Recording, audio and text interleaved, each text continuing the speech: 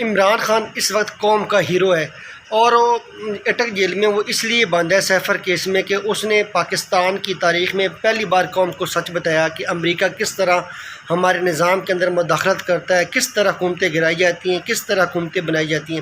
کیا قوم کو سچ بتانا آفیشیل سیکرٹ ایکٹ کی خلاف ورزی ہے؟ کیا قوم کو آگاہ کرنا کہ کس طرح مداخلت کی گئی اس کی حکومت گرانے میں، کیا یہ کسی قانون کی خلاف ورزی ہے؟ اور سیفر کی جو کاپی ہے وہ تو لازمی بات ہے، ہر صورت میں اس کی جو محافظ ہے وہ وزارت خارجہ ہے، اس کے اندر موجود ہونی چاہیے۔